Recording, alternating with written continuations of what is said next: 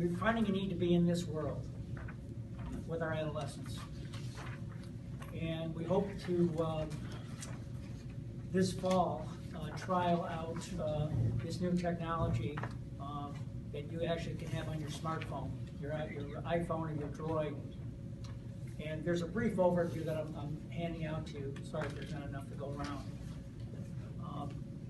But this would actually change part of our motto for treatment is that recovery happens in a space, not a place. And we want to be in this space with our adolescents. And this mobile technology that actually was formulated out of a NIH grant out of the University of Wisconsin was tried with chronically alcoholic veterans. They just wanted to reduce their hospitalizations and them coming into the emergency room. And what they found is that it reduced their hospitalizations by 70%.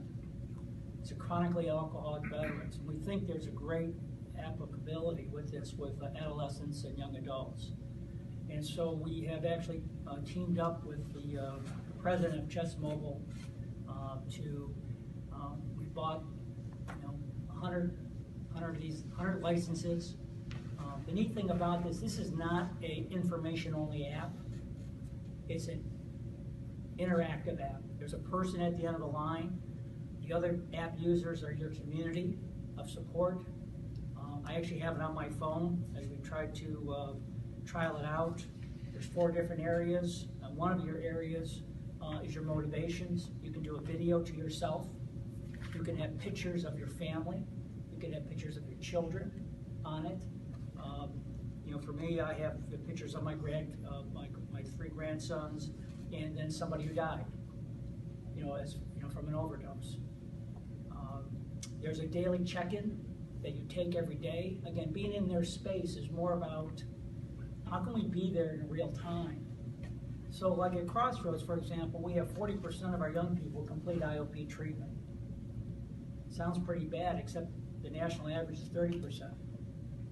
So what happens to those other 60% of those young people who drop out?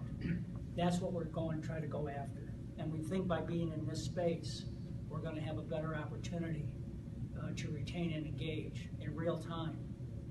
There's a Sentinel button on this. If you hit it, the person who's on call will answer you, so will your community of app users. They'll be alerted to say, I think this person's in trouble. Your daily questionnaires can be connected to your treatment plan. So you get your traffic lights. The case manager will know if you're red, yellow, or green. You can turn off the app, but then the case manager is going to know you turned it off and know that's another risk factor. So it also has a geo function to it.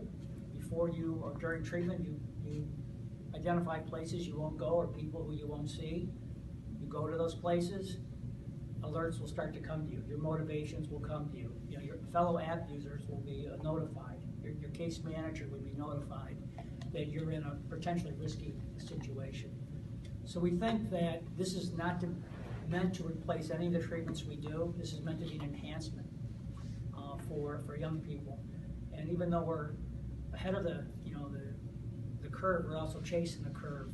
That 40% is just not good enough for our young people. As we all know here, it's on the stats where people are dying from their use. So we think this is we think this enhancement will be where treatment is going to go in the future, is the use of technologies. Sometimes we're asked, well, what if a young person doesn't have a phone? No problem. It's $45 to get a smartphone and a data plan. I mean, when you think about that, it's relatively inexpensive compared to just dropping out of treatment. So that's just a brief overview on some of the treatment that is going on at Crossroads currently and some of the other initiatives we're chasing.